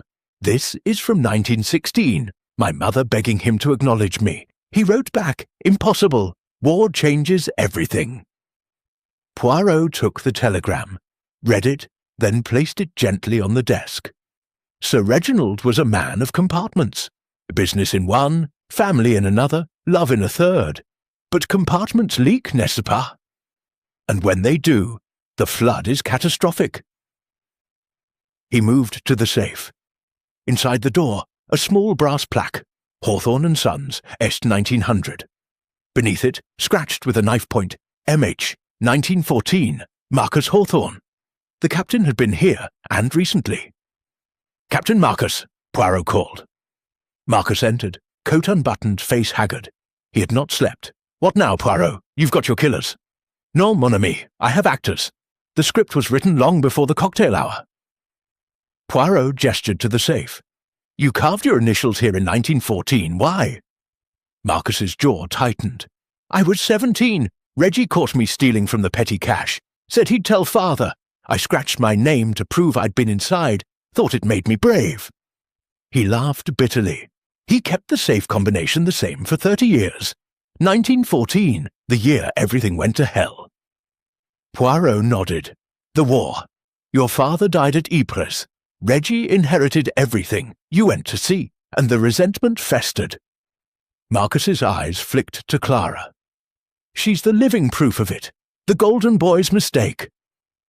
Clara flinched. "I didn't ask to be born." "None of us did," Marcus said. "But some of us got the manor, and some got the scraps." Poirot opened a ledger. "In 1929, the crash. You lost your shipping line. Reggie refused to bail you out. Instead, he bought your ships at auction for pennies. Here." He tapped a page. 12,000. A fortune then. You never forgave him." Marcus's hands shook. "I would have killed him for less, but not with poison. If I'd done it, I'd have used my service revolver, clean." "Yet you were in the orchard at 8:44, Poirot said. "You heard voices. You lied about being alone the entire time. I told you. Elsie saw me. Elsie saw you leave the terrace, not return until after the collapse. Where did you go?" Marcus hesitated. "The boathouse. There's a path from the orchard. I keep a bottle there. Needed a drink after Langford's smug face." Poirot's eyes gleamed. "And you found something in the boathouse?" Marcus reached into his coat, produced a small oilskin packet. Inside, a brass key, heavy, old. This was under the floorboard, wrapped in a 1916 newspaper. Reggie's handwriting on the wrapper. "For M, when I'm gone." Poirot took the key. It was warm from Marcus's pocket. "To what?" Marcus shrugged. "There's a strongbox in the cellar, father's old sea chest. Reggie said it held the family's real inheritance. I thought it was a joke." Poirot's moustaches twitched. "We shall see." They descended to the cellar, stone steps slick with damp, the air cold and sour with the smell of apples and rat poison. The sea chest was oak, bound with iron, the lock pitted with age. The key turned with a groan. Inside, not gold, not jewels, but papers, dozens of them. Poirot lifted the first. A birth certificate, Clara's mother listed as Clara Hawthorne, née Beaumont. A marriage license, 1915, between Reginald Hawthorne and Clara Beaumont, witnessed by a naval chaplain. A death certificate, Clara Beaumont, 1919 childbirth. And beneath, a will dated 1920, leaving everything to my lawful daughter, Clara Hawthorne. Clara gasped. He married her. Secretly, Poirot said, to protect the company. A public scandal would have ruined Hawthorne and Sons. He buried the marriage, paid your grandparents to raise you as Beaumont. But he never forgot. Marcus stared at the will. If this is real, she's the heir. Not Evelyn, not Julian, not me. Exactly, Poirot said, and someone discovered it. He produced another document, a letter from Lady Evelyn to a London solicitor dated 3 months ago. Destroy any record of R.H.'s first marriage, $10,000 upon proof. Clara's hands flew to her mouth. She knew. She suspected, Poirot corrected. When Sir Reginald began transferring shares to CB, she investigated, found the strongbox key in his desk, but she needed time to destroy the evidence. The cocktail hour was her deadline. Marcus laughed, a hollow sound. So she poisoned him to keep the money, and framed half the house to do it. Non, Poirot said. She poisoned him to keep the secret. The money was secondary. The Hawthorne name, pride, legacy, that was everything. He turned to Clara. Your father planned to announce you at the anniversary dinner. The shares were your inheritance. The photograph, the lock of hair, tokens of guilt. But Evelyn intercepted the will, forged the orchard note, used Diana's affair as a distraction. She even paid Langford to exaggerate the embezzlement, knowing it would muddy the motive. Clara sank onto a crate. He was going to claim me, after all these years. Poirot's voice softened. He was a coward in life, mademoiselle, but in death he tried to be a father. Footsteps on the stairs. Felix Langford appeared, wrists cuffed, flanked by constables. They're letting me make a statement, he said. Thought you'd want to hear. Poirot raised an eyebrow. You have more to confess. Langford's smile was wolfish. Evelyn paid me to doctor the books. Said if Reggie died, I'd get the factories. But she double-crossed me. Planted the embezzlement ledger in the safe to frame me. I found the real will last week. Threatened to expose her unless she paid double. So you blackmailed her, Poirot said. Business, Langford corrected. But she moved faster. Poisoned the old man before I could. Poirot turned to Marcus. And you, Captain? The argument at 8:42, was it staged? Marcus nodded slowly. Evelyn's idea. Said it would make Langford look guilty. I went along, thought it was just theatre. Didn't know she'd kill him. Poirot closed the sea chest. The echoes from the past, 1914, 1916, 1929, shaped every move. The war took your father. The crash took your ships. The secret marriage took Clara's name. And pride, always pride, took Sir Reginald's life. He led them upstairs. In the study, the portrait seemed to watch. Poirot addressed it directly. You built an empire on silence, monsieur. But silence is a poison too. It festers. It kills. Clara touched the painted hand. I don't want the money, just the truth. Poirot handed her the marriage certificate. The truth is yours, mademoiselle. The law will decide the rest. Outside, the sun climbed higher. The garden sparkled, the fountain sang. The manor's shadows retreated, but Poirot knew they would return, with the next generation, the next secret, the next cocktail hour. He turned to Jap, who had joined them. The case is closed, mon ami, but the story, the story never ends. Jap grunted. Another Hawthorne heir, another fortune, another murder in 20 years. Poirot's smile was wistful. Precisement. The past does not die. It merely waits for the next toast. Chapter 8. The Midnight Revelation. The long gallery had been stripped of its gaiety. The chandeliers were dimmed to a single bulb. The string quartet's music stands lay on their sides like fallen soldiers.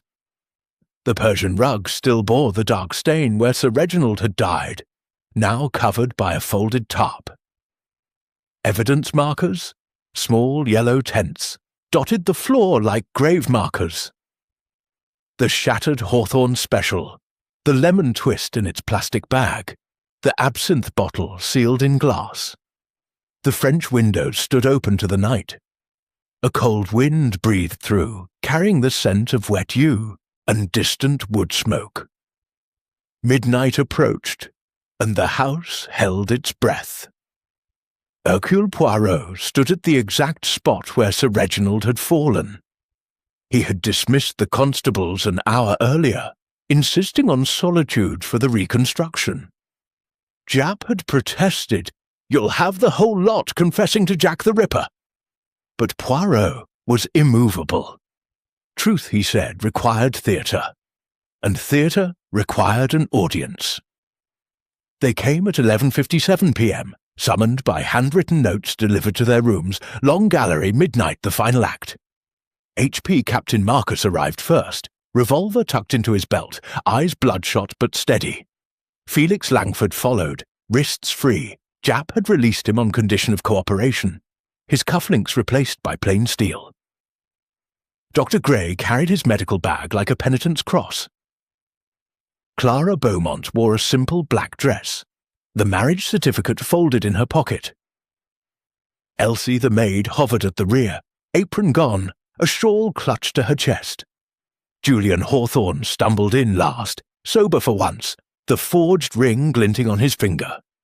Inspector Japp brought up the rear, bowler in hand, pipe clenched between teeth. Poirot waited until the grandfather clock in the hall struck 12.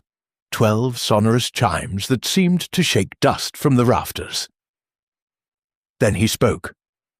Mesdames et messieurs, we have followed the poison backward, from the lemon oil to the pantry vial, from the forged notes to the sea-chest will, from the embezzlement to the secret marriage. We have accused, confessed, counter-accused, yet one thread remains untied. Tonight, we tie it. He gestured to the bar.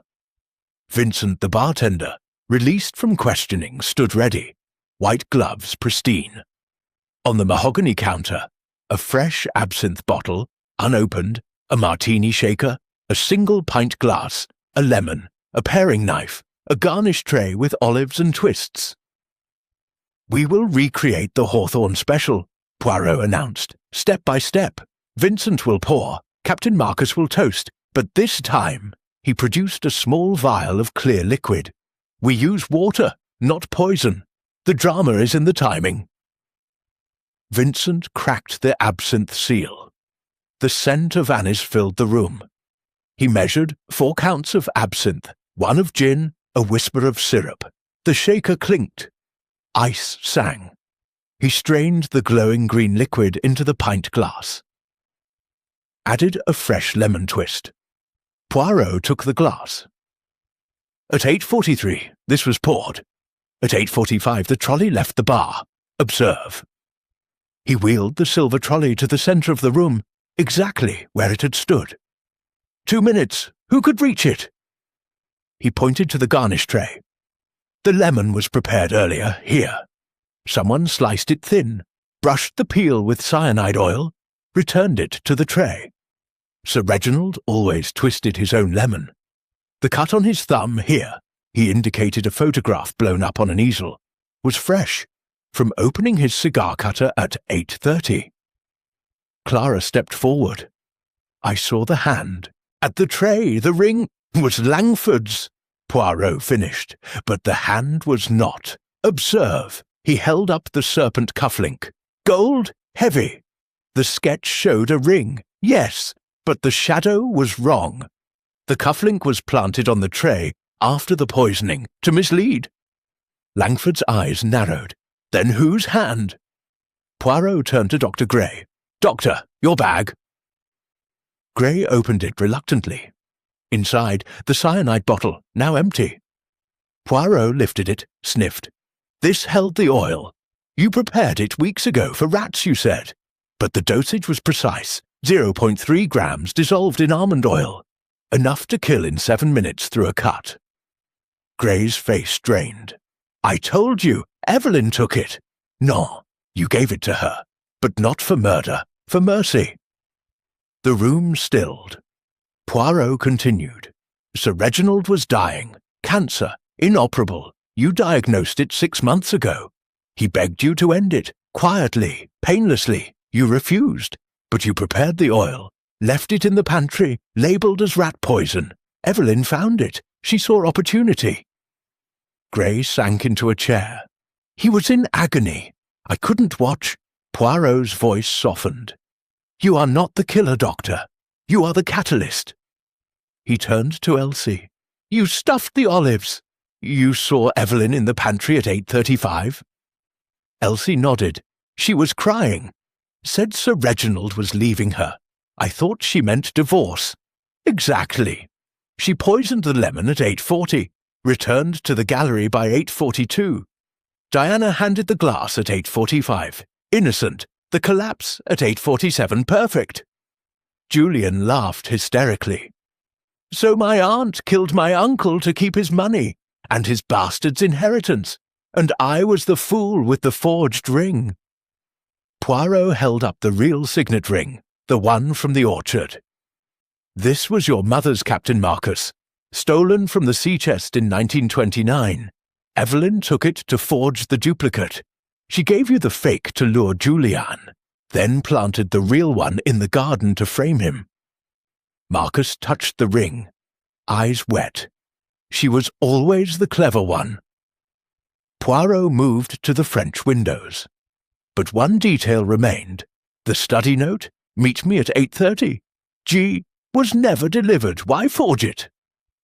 He produced a final piece of evidence, a torn scrap of Hawthorne & Sons letterhead, found in Evelyn's wastebasket.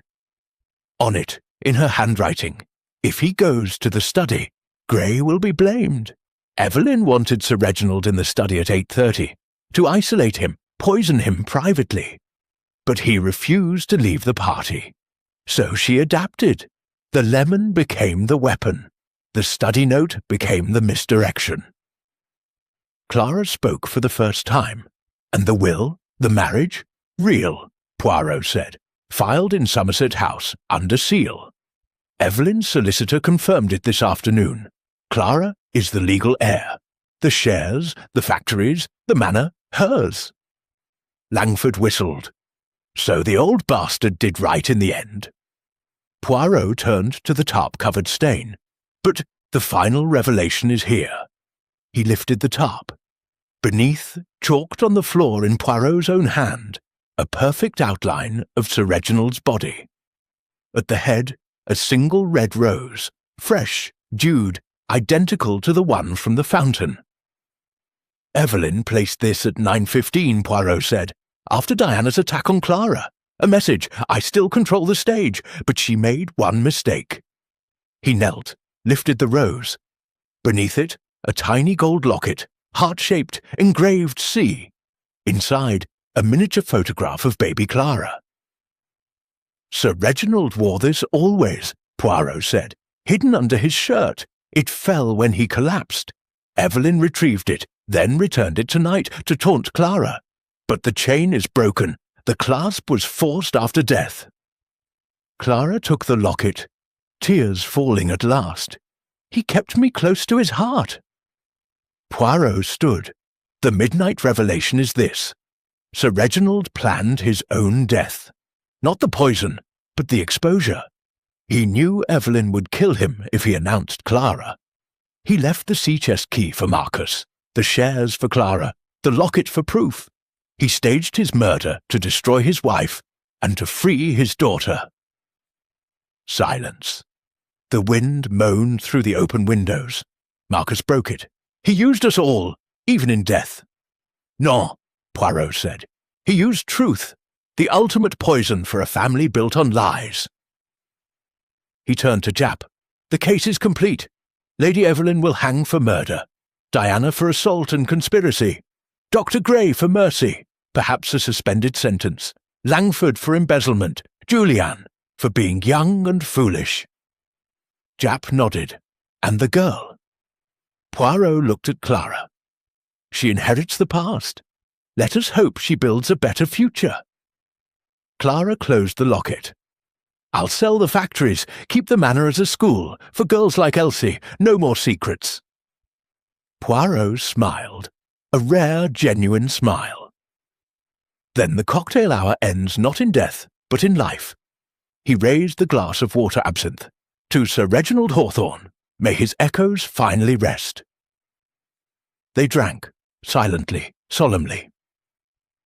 Outside, the moon rode high over the downs, silvering the garden where roses bloomed and secrets slept. The clock struck 1. The reconstruction was over, the revelation complete. But in the long gallery, the stain remained. Some poisons, Poirot reflected, never fully wash away. Chapter 9. Confrontation in the drawing room. The drawing room of Twilight Manor had never looked so small. Once a ballroom for waltzes and whispered proposals, it now felt like a tribunal chamber. Heavy velvet curtains were drawn tight against the pre-dawn dark. Only the fire, and a single chandelier, crystals wrapped in black crepe, cast a sullen amber glow. The long table had been removed. In its place stood 12 straight-backed chairs arranged in a perfect circle, like the numbers on a clock face. At the 12th position sat Hercule Poirot, immaculate in midnight blue dinner jacket, white tie, and the faintest trace of bergamot, cologne. A small silver tray rested at his elbow, one crystal glass, one lemon twist, one sealed envelope. The others filed in at 4:57 a.m., summoned by notes slipped beneath their doors. Drawing room. 5 a.m. The truth will be spoken once, and once only. H.P. Lady Evelyn arrived first, wrists cuffed, escorted by 2 constables. The black bombazine gown had been replaced by a prison grey skirt and blouse. Her diamonds were gone, but her chin remained high. Diana Vale followed, mascara smudged, cigarette unlit between trembling fingers. Dr. Alistair Gray carried his medical bag like a condemned man's rosary. Felix Langford's cuffs had been removed. He was now a witness, not a defendant, yet he kept rubbing his wrists as though the steel still bit. Captain Marcus Hawthorne wore his naval greatcoat, revolver holster empty. Julian Hawthorne, pale and unshaven, clutched the forged ring like a talisman. Clara Beaumont entered last, the locket on a new gold chain at her throat, the marriage certificate folded inside her sketchbook.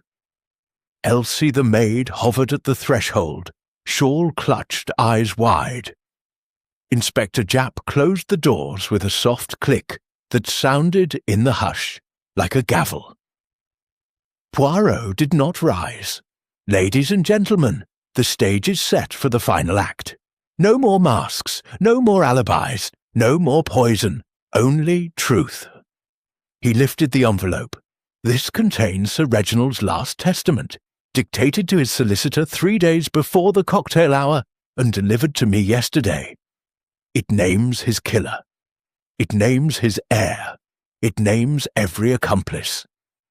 But before I open it, each of you will speak once, and once only. The circle is complete. He began with Lady Evelyn. Madam, you poisoned the lemon twist at 8:40. You forged the study note to implicate Dr. Gray. You paid Diana to attack Clara. You buried the vial in the orchard to frame Julian. You did it to preserve the Hawthorne name and fortune. Speak. Evelyn's voice was ice over steel. I did it to preserve myself. Reginald was leaving me penniless for a painter's bastard. Clara would have taken everything, manor, factories, legacy. I watched him twist that lemon every night for 30 years. One cut on his thumb, one drop of oil, and it was finished. Clean, elegant, Hawthorne. She laughed, a sound like breaking crystal. You think I regret it? I regret only that I failed to burn the will. Poirot's eyes flicked to Diana. Mademoiselle Vale, you were the decoy. You handed the fatal glass. You forged the orchard note. You attacked Clara to retrieve the sketch. Speak! Diana crushed the unlit cigarette in her palm. I loved him. 10 years. My best roles, my reputation, my youth, thrown away for his amusement. When he said I was replaceable, I wanted him to feel replaceable. Evelyn promised me $10,000 and a clear path to the West End if I helped. I thought it was theatre. I didn't know the lemon was poisoned until he fell. She looked at Clara. I'm sorry about the paperweight. You weren't supposed to see. Dr. Gray spoke next, voice hoarse. I prepared the cyanide oil for Mercy. Reginald's cancer was terminal. He begged me. I refused. Evelyn stole the vial from my bag. I suspected, but I said nothing. Cowardice, not complicity. Felix Langford shrugged. I embezzled. Evelyn paid me to exaggerate the figures, create chaos. I forged the ledger entries. I never touched the poison. Captain Marcus stared at the fire. I hated him. He took my ships, my future, my pride. Evelyn asked me to stage the argument with Langford. Distraction. I thought it was a prank. When I found the sea chest key, I knew the truth. I should have stopped her. Julian's voice cracked. She gave me the ring. Told me Uncle Reggie wanted reconciliation in the orchard. I was drunk, desperate for approval. I waited like an idiot while he died in there. He flung the forged ring onto the rug. It spun, glinting, and stopped at Poirot's feet. Clara spoke last. He was my father. He married my mother in 1915, hid me to save the company. He planned to announce me at the anniversary dinner. Evelyn killed him to silence the past. I only wanted his name, not his money. She touched the locket. This is enough. Elsie whispered, I loved him. He promised me a baby, a future. Lady Evelyn used me, gave me the vial, said it was for rats. I buried my dreams with it. Poirot let the silence stretch until the fire popped like a gunshot. Then he opened the envelope. Inside, a single sheet of Hawthorne & Sons letterhead, Sir Reginald's bold scrawl. To be read only in the event of my murder. Evelyn discovered the will last month. She will try to destroy Clara's claim. If I die by poison, look to the lemon twist, my nightly ritual. Evelyn knows it better than anyone. She has the motive, the access, the cunning. Clara is my lawful daughter. The marriage certificate is filed at Somerset House.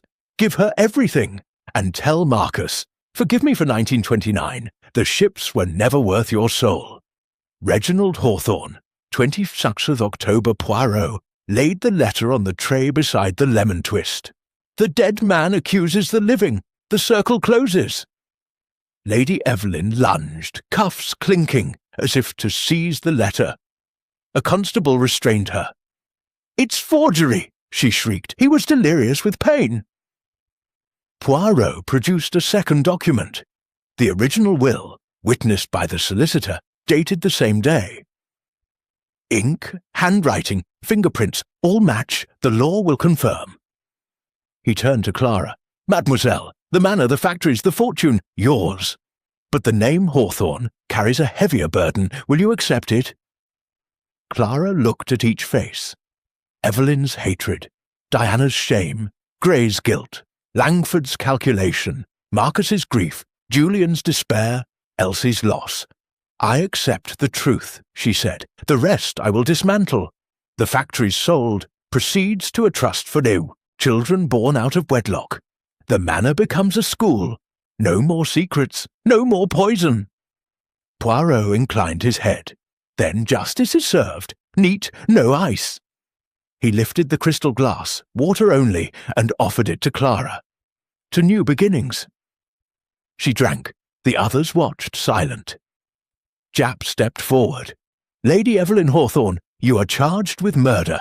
Diana Vale, with conspiracy to pervert justice. The rest, statements will be taken. As the constables moved, Evelyn spat at Clara's feet. You'll never scrub the stain from this house.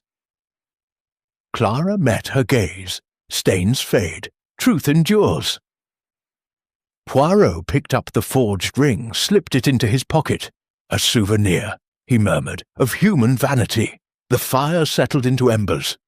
Outside, the first bird sang. The circle broke. The prisoners were led away. Clara remained, locket warm against her skin, sketchbook open to a fresh page. She drew the room as it was now. 12 empty chairs, one letter, one lemon twist, one small Belgian detective closing the doors behind him. The confrontation was over. The Hawthorne legacy, shattered, remade, passed into gentler hands. Chapter 10. Justice served neat. The sun rose over Twilight Manor like a verdict. Pale gold, merciless, stripping the downs of every shadow.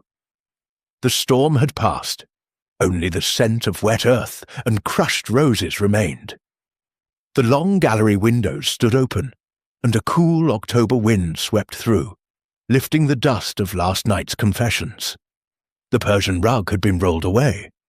The chalk outline of Sir Reginald's body was gone, scrubbed clean by the maids under Clara Beaumont's quiet orders. The manor felt lighter, as though the house itself exhaled after decades of holding its breath. Hercule Poirot stood on the terrace, hands clasped behind his back, watching the final act unfold. Below, in the gravel courtyard, 2 black police vans waited. Inspector Japp supervised the loading. Lady Evelyn Hawthorne, wrists cuffed, head unbowed, was handed into the first. Diana Vale followed, coat over her shoulders, cigarette finely lit, smoke curling like a question mark. Dr. Gray carried his medical bag, returned to him, minus the cyanide, and paused to shake Japp's hand. A suspended sentence for mercy. The courts had been kind. Felix Langford, in a new suit paid for by the sale of his cufflinks, climbed in willingly. Embezzlement carried a lighter sentence than murder, and he had already begun negotiating his memoirs. Captain Marcus Hawthorne stood apart, greatcoat buttoned to the throat, watching the vans with the hollow eyes of a man who had lost 2 brothers in one night. Julian lingered beside him, the forged ring now on a chain around his neck, penance, not pride. Elsie the maid had been given a railway ticket to London and a reference. She clutched a small valise and a letter from Clara, promising a place at the new school when it opened. Clara herself emerged last, sketchbook under one arm, the short locket gleaming at her throat.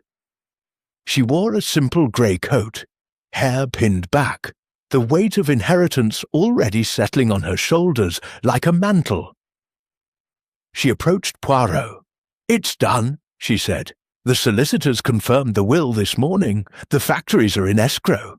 The manor will be a foundation by spring. No more Hawthorns lording it over anyone." Poirot inclined his head. "You honour the name by ending its tyranny, mademoiselle. A rare courage." She smiled faintly. "I kept one thing." She opened the sketchbook to a fresh page. A portrait of Poirot, moustaches impeccable, eyes twinkling with the satisfaction of a puzzle solved. For the school library, so the girls remember the truth can be small, neat, and Belgian. Poirot's laugh was soft. "I am flattered, but tell me, will you keep the fountain?" Clara glanced toward the rose garden, where the marble Venus still poured her endless water. "I had the tin box removed. The photograph, the lock of hair. They're in the study now, framed. The rest I buried beneath the oldest apple tree. Let the past fertilize the future." Japp joined them, bowler in hand. "Vans are ready. Last chance for dramatics, Poirot." "No, mon ami. The drama is finished. Only justice remains, and justice, like a good martini, is best served neat." He turned to the group. "One final accounting." He addressed them in turn, voice carrying across the courtyard like a judge's. "Lady Evelyn Hawthorne, convicted of murder in the 1st degree, sentence, death, commuted to life. The gallows await, but mercy tempers the law." Evelyn did not look back. "Diana Vale, conspiracy, assault, perversion of justice, 7 years. The stage will miss you, mademoiselle, but the prison laundry awaits." Diana exhaled smoke, eyes on the horizon. "Dr. Gray, accessory before the fact, suspended sentence, license revoked. You will tend gardens now, not patients." Gray nodded, relief and shame mingled. "Felix Langford, embezzlement, 3 years. Your memoirs will sell, briefly." Langford smirked. "I'll dedicate them to you, Poirot. Captain Marcus, Julian, Elsie, no charges, but carry the lesson. Secrets are heavier than gold." Marcus saluted with 2 fingers. Julian bowed his head. Elsie curtsied, tears falling. Clara stepped forward. "And me?" Poirot's smile was gentle. "You, mademoiselle, are the epilogue. Write it well." The vans pulled away. gravel crunching. The manor gates closed behind them with a clang that echoed like a period at the end of a sentence. Poirot turned to Clara. One last detail. He produced the forged ring from his pocket, placed it in her palm. Melt it down. Make something useful. A bell for the school, perhaps. Let the metal sing instead of lie. Clara closed her fingers around it. I will. They walked back through the long gallery. The bar had been dismantled. Only the mahogany counter remained, polished to a mirror shine. On it, Vincent the bartender, now employed by Clara, had left a single crystal glass, a lemon twist floating in water. For you, monsieur, Clara said. No poison, just thanks. Poirot lifted the glass, inhaled the faint citrus. To absent friends, he toasted, and to futures unpoisoned. He drank. The water was cold, clean, perfect. Outside, the sun climbed higher. The rose garden bloomed defiant. The fountain sang, and Twilight Manor, for the first time in a century, stood open to the light. Poirot boarded the waiting Rolls-Royce. As it pulled away, he glanced back once. Clara stood on the terrace, sketchbook raised in farewell. Behind her, the manor's windows blazed with morning, every pane a promise. The case was closed. The poison was poured out. Justice, like the perfect cocktail, had been served neat.